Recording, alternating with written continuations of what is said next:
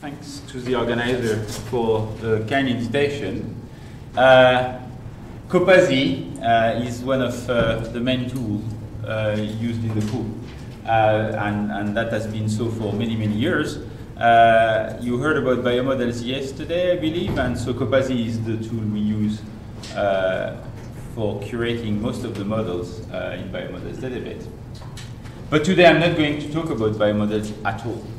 I still will present some work done with the help of Copazy. So what I'm going to do is actually to present a body of work that has been done over almost 10 years now in my group, dealing with the allosteric calcium sensors in the dendritic spine, which is the small part of a neuron that receives the excitatory input.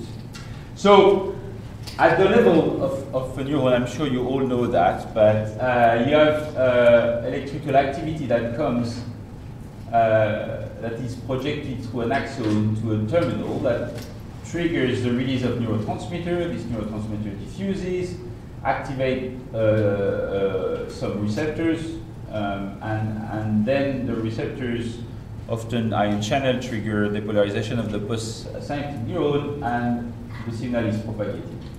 So if you look at the voltage of this postsynaptic membrane, you can see that you have suddenly a depolarization and a signal propagating, right, in a matter of milliseconds. If you look at this slope here, the onset slope, it's a constant for each synapse. It depends on what we call the weight of the synapse, okay? So if you come and you record it in 5 minutes, you will get the same slope, no matter what is the intensity of the postsynaptic signal.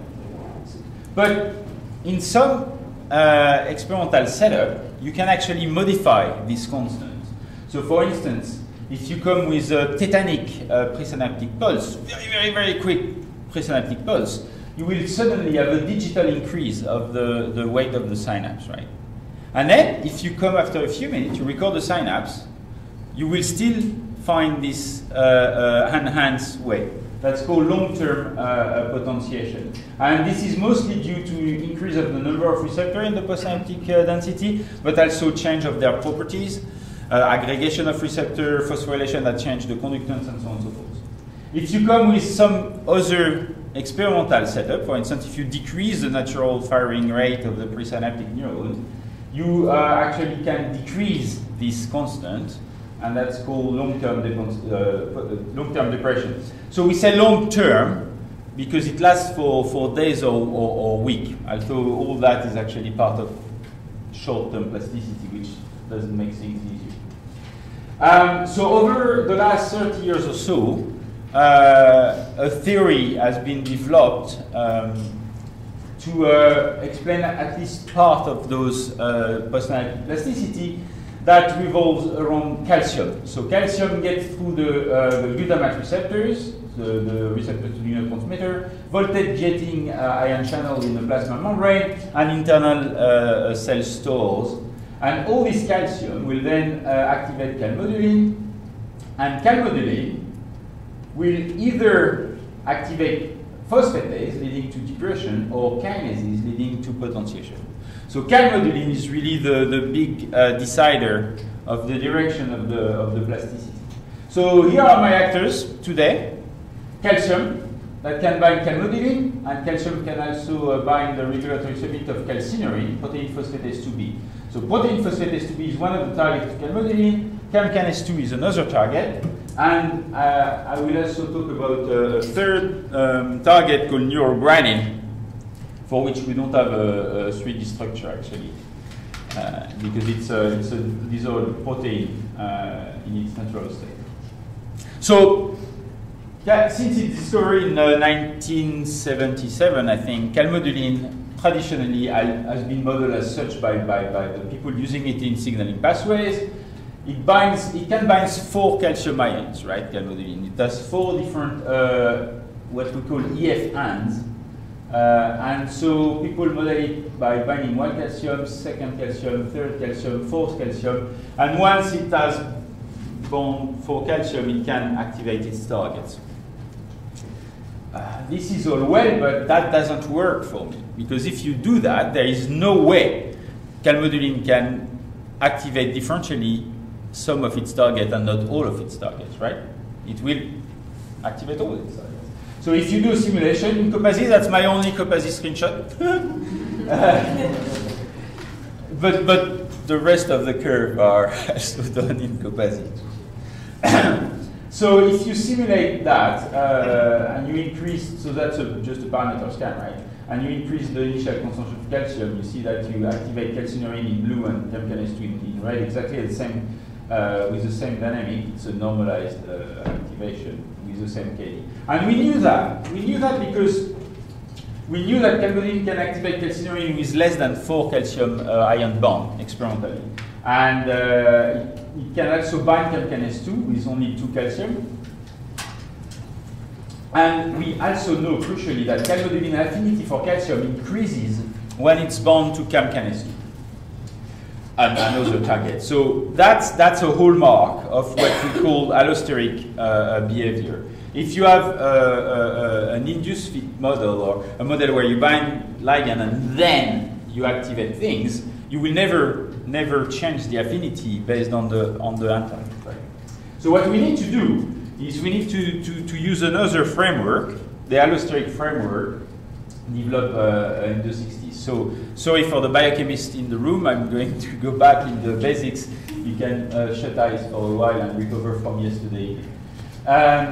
So the idea of the model is that a protein is in thermal equilibrium between different states. And that is completely independent of any ligand, right? It's in equilibrium. And this equilibrium is characterized by the difference of free energy between the different states, right? And we call this L, the allosteric constant.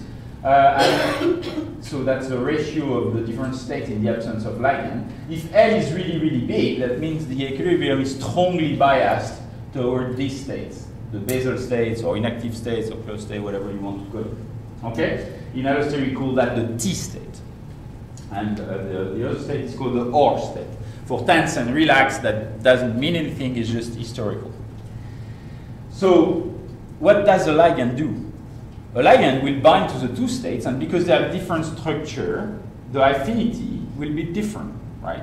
And because the affinity is different, the ligand will stabilize one of the two states.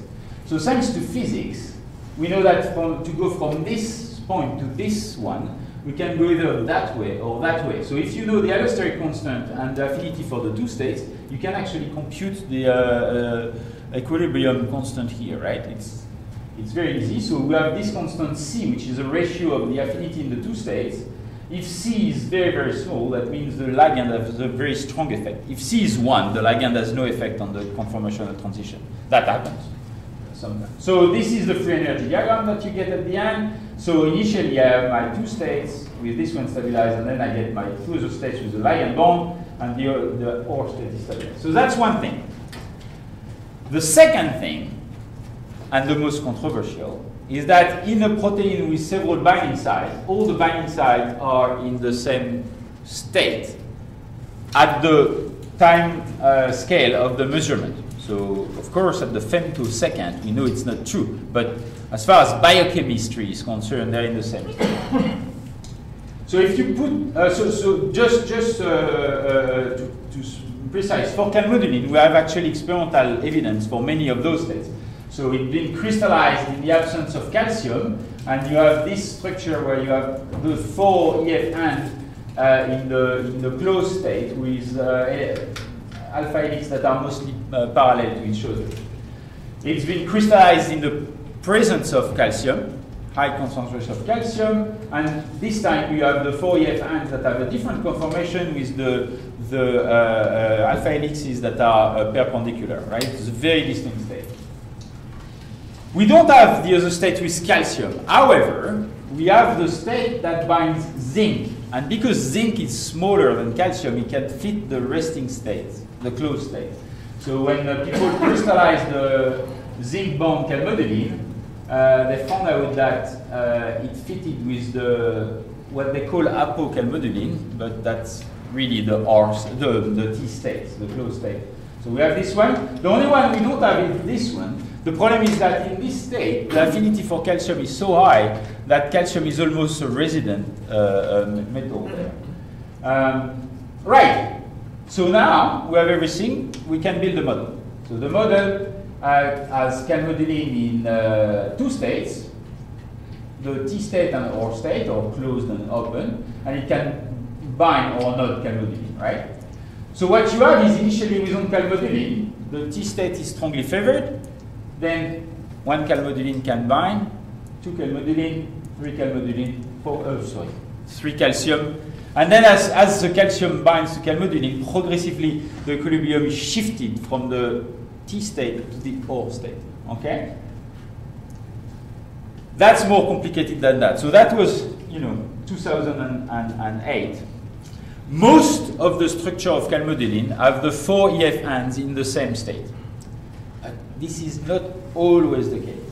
So here you have three-dimensional structure of Calmodulin bound to the myosin light chain kinase with 4 calcium bonds, and you see that all the EF hands are in the OR state.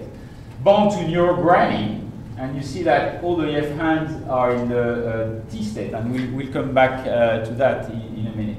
But actually you have some weird structure, such as this sodium channel, where this sodium channel actually 2 binding sites for Calmodulin.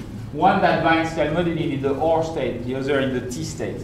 And we have a structure where one lobe of Calmodulin is in the OR state with calcium bond and one lobe in the T state. So we need something more complicated. We need an hemiconcerted model of Calmodulin.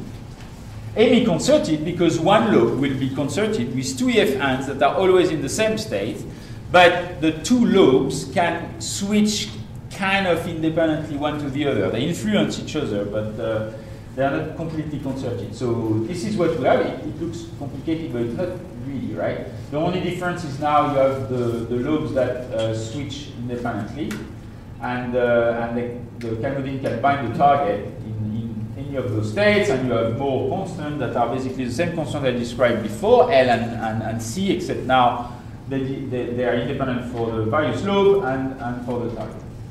So if you put all that together, you have to add calcium as well. So this is only one lobe, right? That can bind target or calcium. So if you can put that together, and now you need to parameterize the model. We talked about a lot about identifiability yesterday, and I think we will keep talking about that today. The good thing with Calmodulin is that biochemists made a huge number of experiments, and were very thorough, and it's incredibly reproducible. I rarely found that anywhere else. So here you have, for instance, 3 different experiments from 1980 to 97, as you can see. It's very reproducible. So that's the binding of calcium on Calmodulin, the complete Calmodulin, but people also studied the 2 lobes separately, right?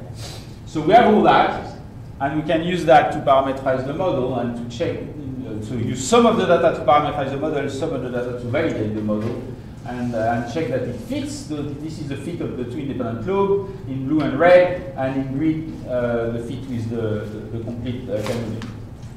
So once we have that, we can look at the parameters we obtain.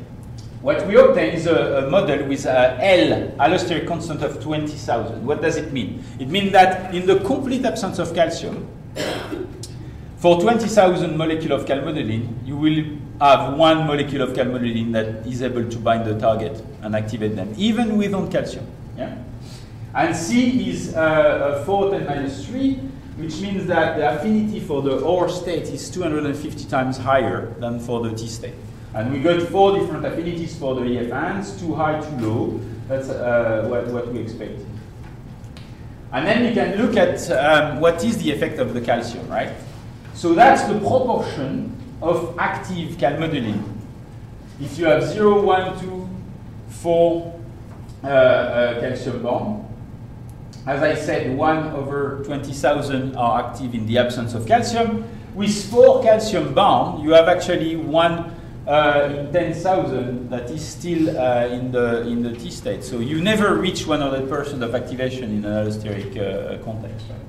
But interestingly, if you have two calcium bonds, you have almost equal probability to be in the OR and T state. So that explains what I said at the beginning, right?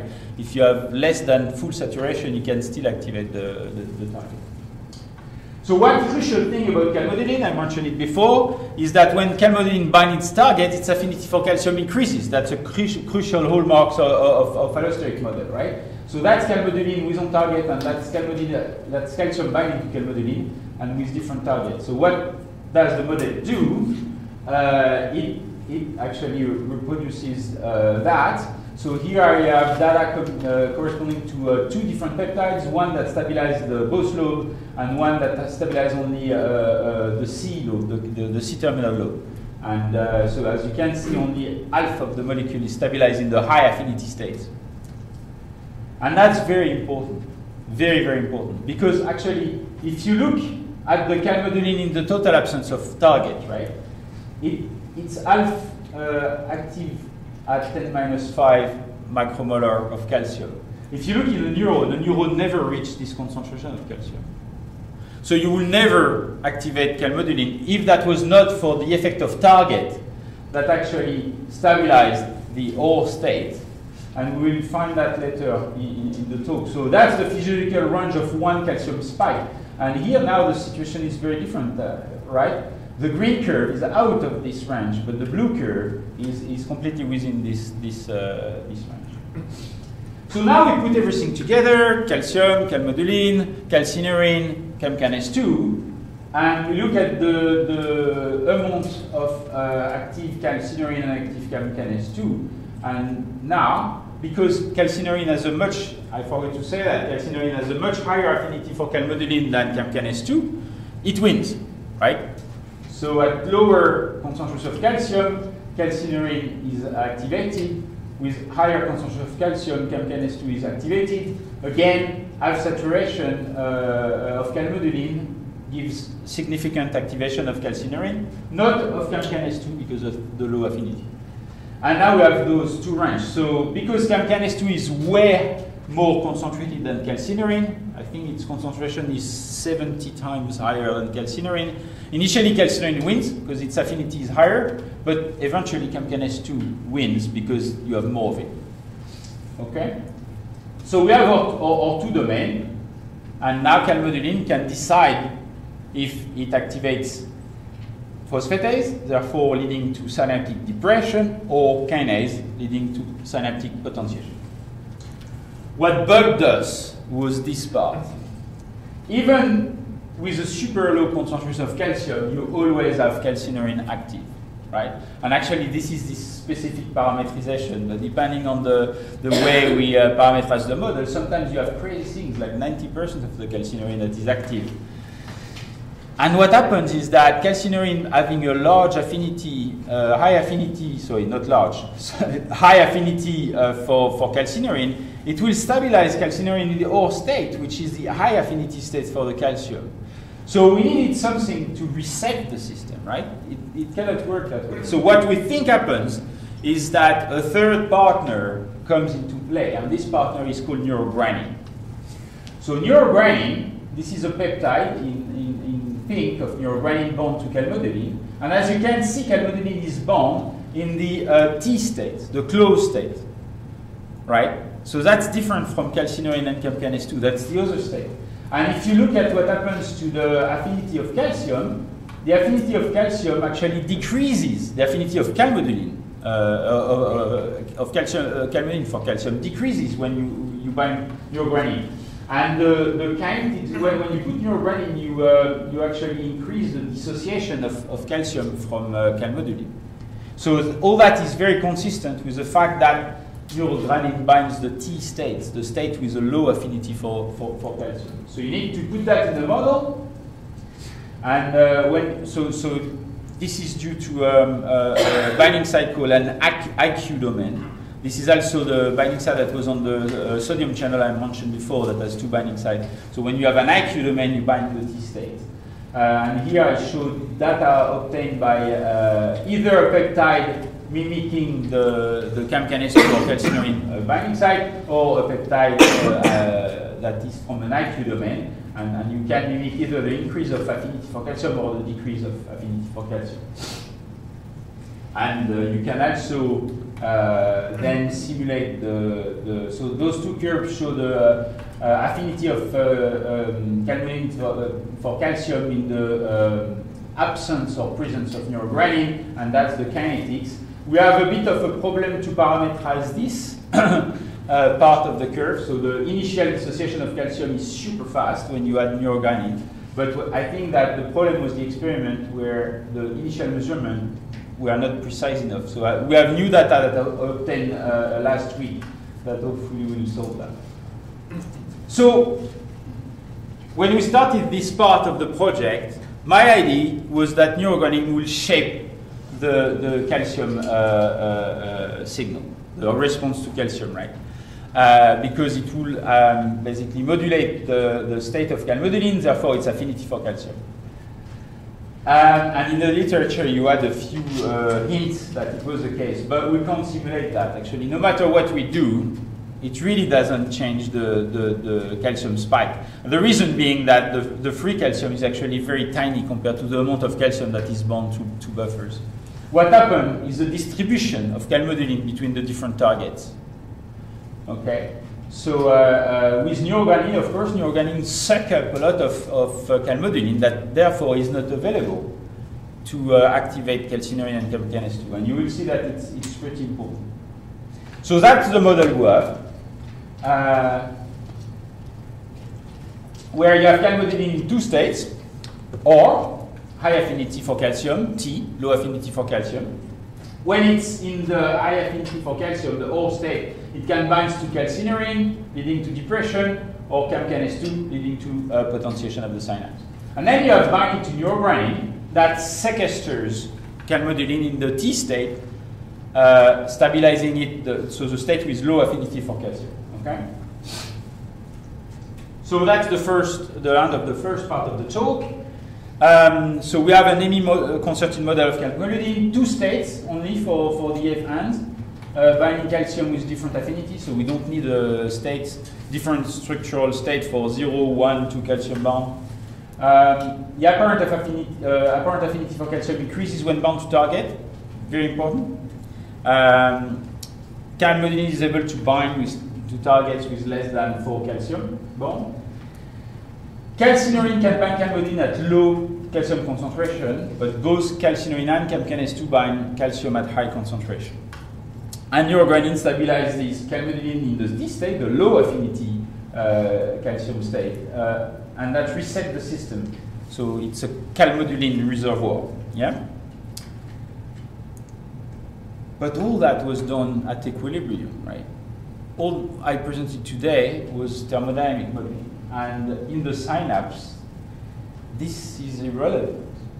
So postsynaptic potential triggered by the Adair-Klotz receptor lasts for 5 milliseconds. The calcium spike, 50 milliseconds. To unsaturated calmodulin, you need 5 milliseconds.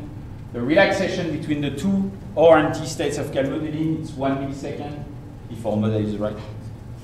And even the phosphorylation of CAM-kinase 2, which is normally phosphorylation is slower. It's slow, but you know, it's still on the order of hundreds of milliseconds. So forget equilibrium. We need a more complex model. We need to go into kinetics. So of course, if we are to do a kinetic model, we need to complexify all that. So you need calcium input, that's calcium channels. You need a pump. So neurons are continuously pumping calcium out, continuously. They maintain a very, very, very low calcium concentration so that they are easily activated. So we need buffers. The buffers are standard in the field. Everyone uses the same kind of buffer that were measured in the 80s. And we have calcineurin, calmodulin. And then we can create spikes. So that's, I don't know if you see this curve, because I squished it so it's at the same scale. But we have very accurate measurement of calcium spikes.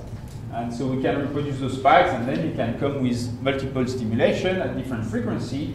In red, you have very low frequency, so you reset the system completely. In blue, a bit higher frequency, and as you can see, the calmodulin doesn't go back to 0. And then if you have really high frequency, you increase the basal activation.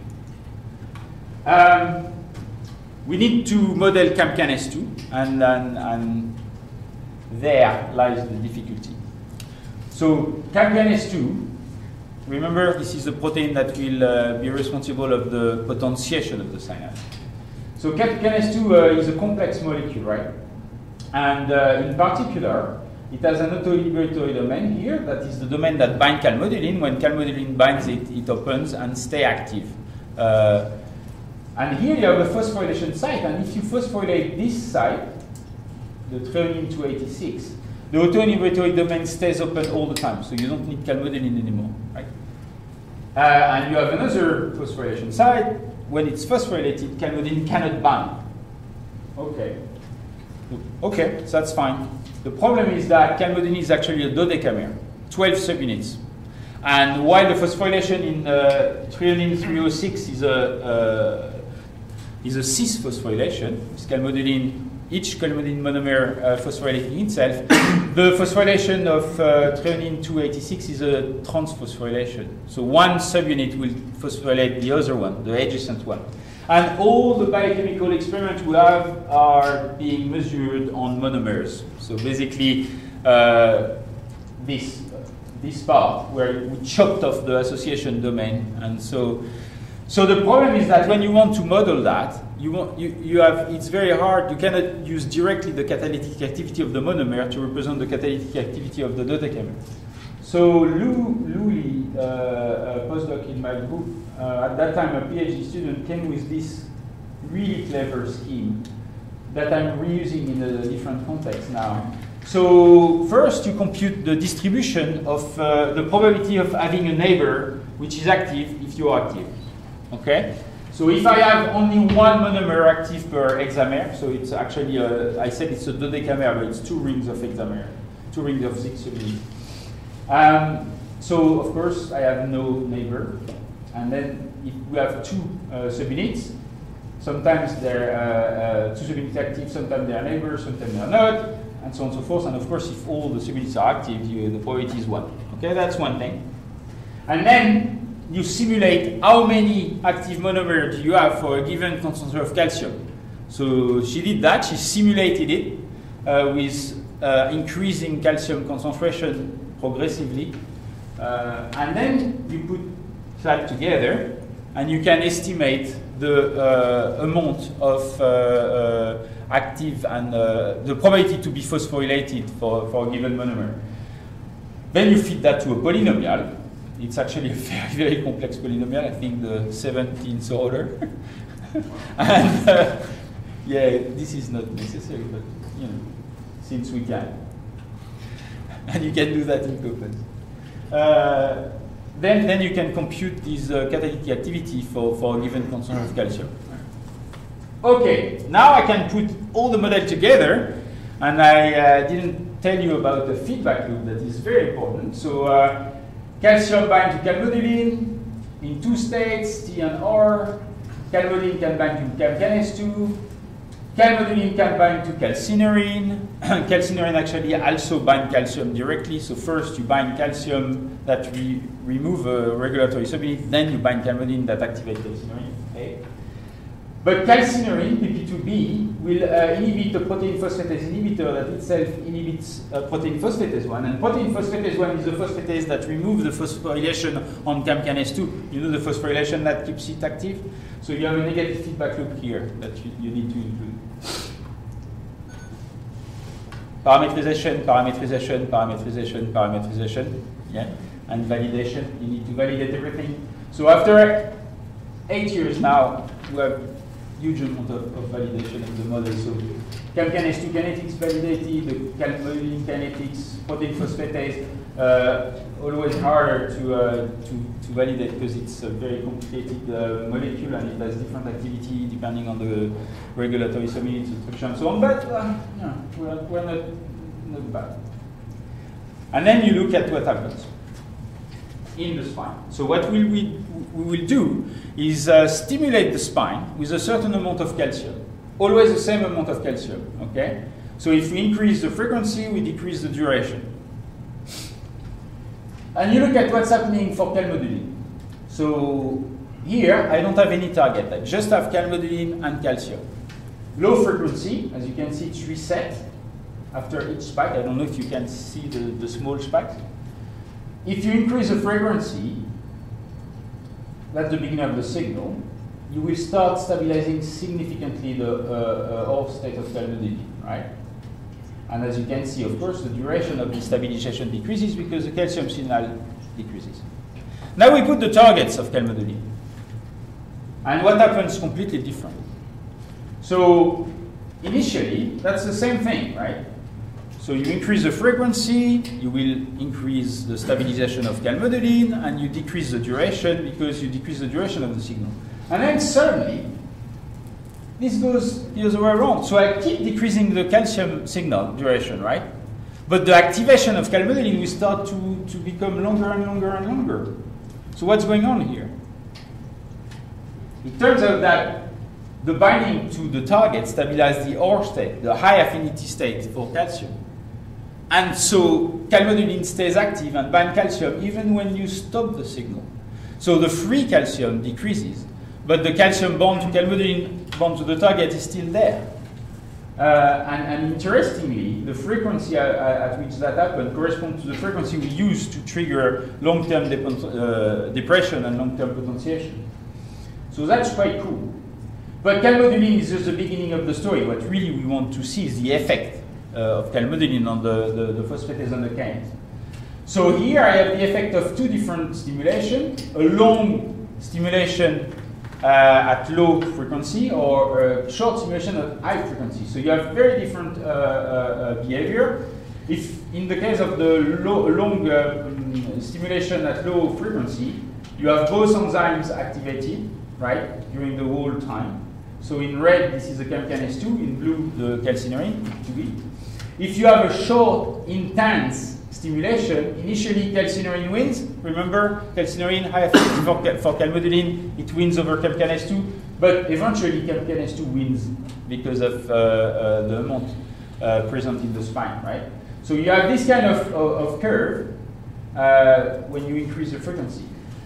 Now, something very important, I'm sure you're all aware of that because you're biochemist, you're not molecular biologist.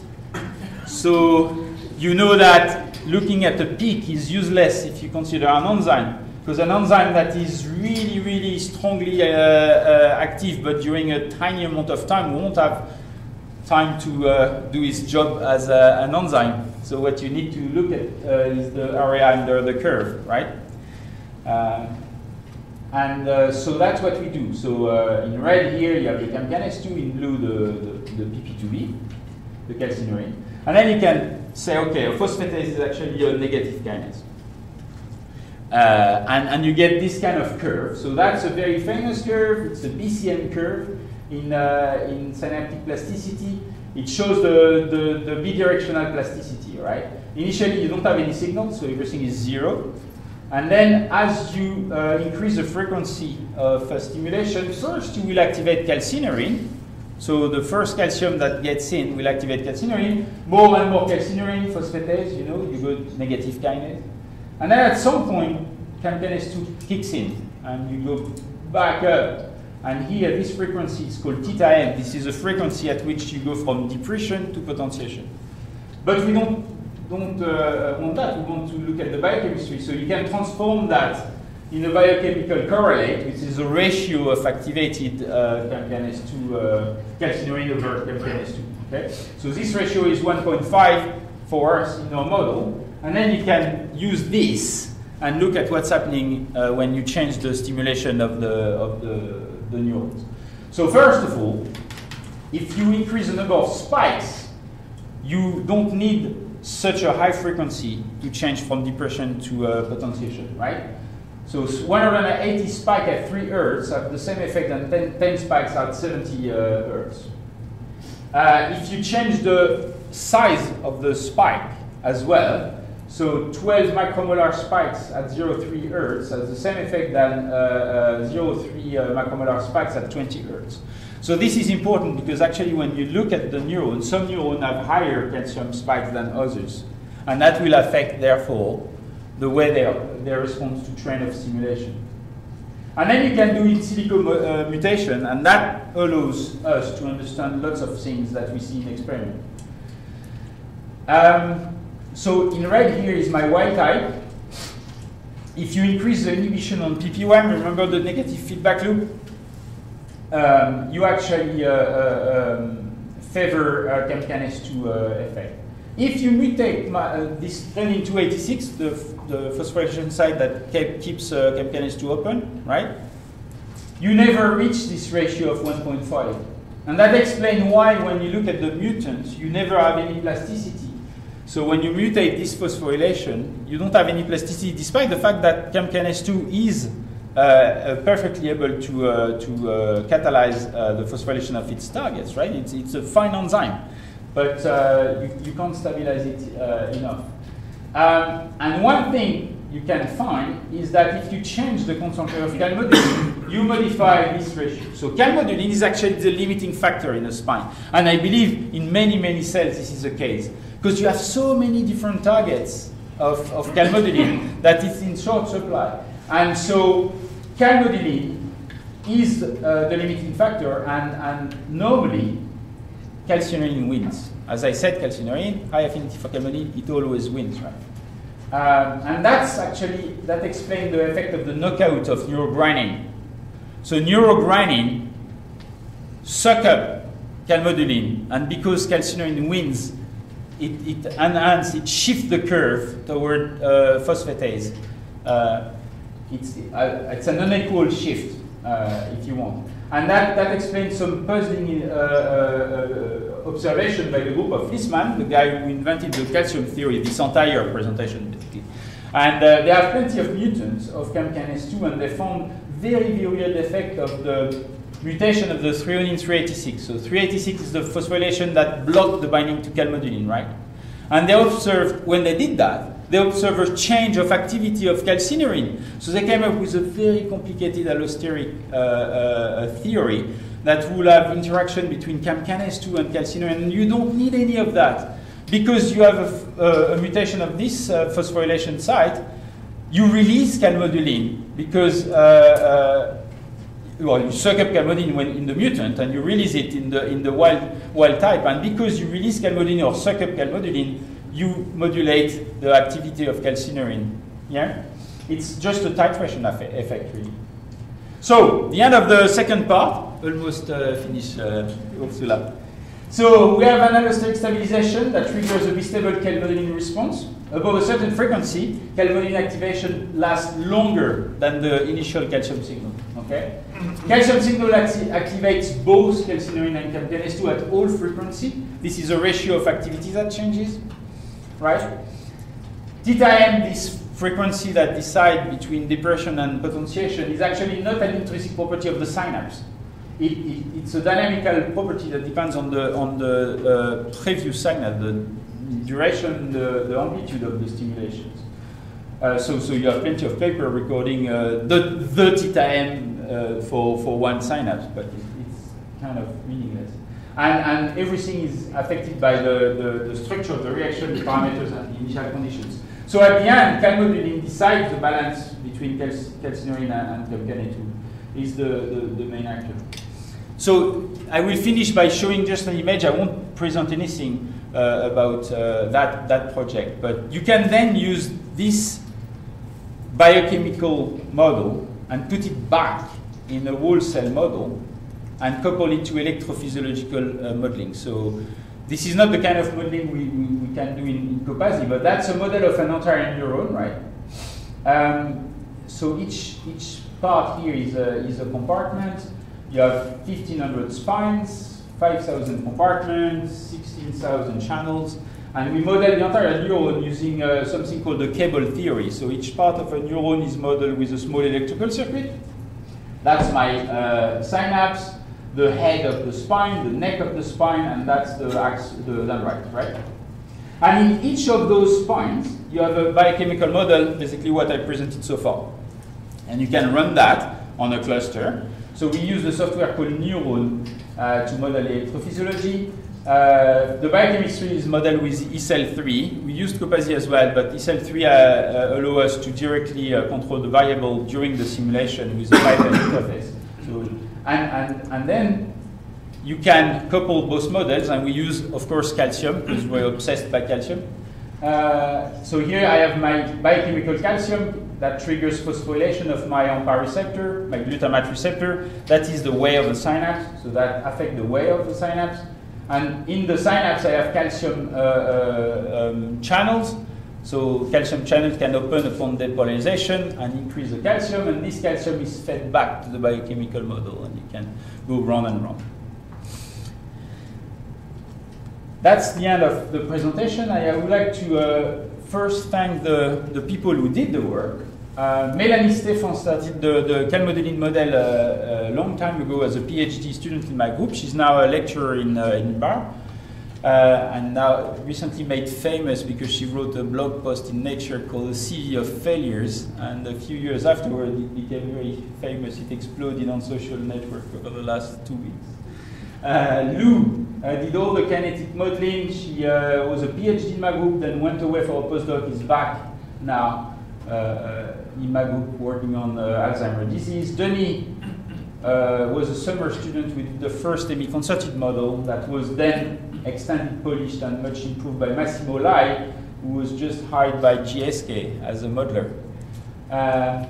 Michele Maccioni did the whole neuron model, and he's now working in London doing genomics in a private company.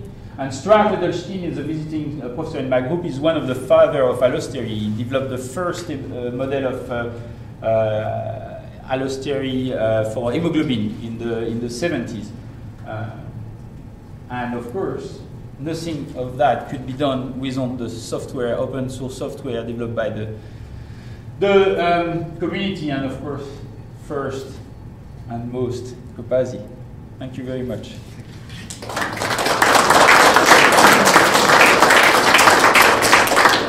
So, thank you for sharing this results with us.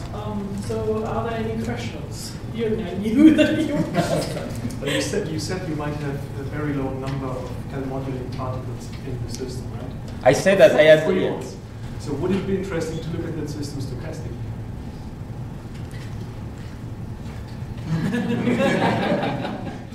So yes, we did. And I didn't say there was a low number, I said there was a limiting number. I said the concentration of Calmodulin is limiting. You have round, so for the spine we modeled, we had 18,000 molecules of Calmodulin in the spine, which interestingly is close to the L number, right? L was 20,000, so it means that in our model we have always one Calmodulin active. So we did, and we couldn't find any difference significant on the output. So that's my calcium spike, but I could have put any other curve that didn't change much. So because of the problem of stochastic simulation, it's great. We do lots of stochastic simulation, but to parameterize the model and so on and so forth, it was a bummer. So we just went on for deterministic. But this is very different when we study the postsynaptic density, the place where you have receptor. There, yes, we have between 30 and 50 receptors. So stochasticity is absolutely crucial. Other questions? Maybe with respect to methodology, have you ever considered like feeding your experimentally determined calcium series into the Calmodulin model? Directly, without modeling the calcium spikes, but just feeding the experimental data in something that you did quite a few years ago? We could, but the problem is, so actually this is how we started to do this part. The problem is that our calcium spike is shaped by all the biochemical reaction. And for instance, when Calmodulin shifts from neurogranin to CAM-kinase 2 and calcineurin, it will, well, or we thought it will affect the calcium spike. We were very surprised when we saw that neurogranin mutation didn't change significantly the spike. And I have to say I'm uncomfortable with this part of the model because in literature we have actually an effect of neurogranin mutation on the free calcium. So the spikes, I believe, are shaped by the biochemical reaction of the model. So if we feed in an experimental spike rather than an opening channel, we will constrain the model, I think, a bit artificially. Pedro was first. Oh, so much. You mentioned that your model is very applicable to depression. Have you got any other plans in the future to apply it to any other conditions, for example, post-traumatic stress disorder? So when I said depression, I was talking about the synaptic depression, the size of the synapse that got smaller. That's what we call long-term depression or long-term potentiation, not depression as a physiological condition. Sorry about the confusion. It seems like your system is quite applicable to conditions like that, because hopefully things like post-traumatic stress disorder, this system becomes dysregulated. So I was wondering if you've got any plans to apply it to clinical conditions in the future. Well, we currently apply it to Alzheimer's disease. So we have a model where we have this as the model of the synapse. Actually, it's a different model, but the main principles are there. It's simpler on the calcium side and more complex on the phosphorylation cascades. And where we study the effect of the amyloid beta polymerization on the postsynaptic signaling. Yes, so that's because we're interested in Alzheimer's disease, but other people are using very similar models in other to study other affection, neurological disease. That's for sure. You had a question? I have a question which is totally different. It's about methodology, since we want the focus to be on the science, but we also a little bit of methodology. So you said in the last part you used E-cell3, and I didn't catch very well what the reason was. You said something about controlling variables. So the question basically is, what can we do in Copasi to make you use it even more? Well, for this project, you can, in general, so the first thing, and that won't be a surprise for Sven, because it's an event in stochastic simulation. That's all very first need. Yeah. We've needed that for years and years and years, and that's one of the main reasons why we are not using Copasi for everything, because as soon as we have stochastic simulation, we can't use events, and we use events all the time, or calcium spikes are. It's about to change. That's about to change. So that's the first thing. It is in the current test, testing, so in the next release that will be there. So for the Python thing is that, so for Copasi, this is dynamic coupling. So when we have input, so we study different algorithms to do that, but basically the principle is the same. Either it's fixed input or you compute the when you detect when you have events. And for Copasi, we tested Copasi, PySys, and E-cell3. You have to stop, you run the simulation, you have to stop, you change the files, you have to run, to stop, to run. While with E-cell3, you can interact with the variables while E-cell3 is running. So this loop here, we can do it without stopping E-cell3. Basically, we tell the calcium concentration changed. And that's it. It goes on working. But I think that depends a lot of the internal structure of E-cell3 that was from the very beginning a software where you had independent processes. So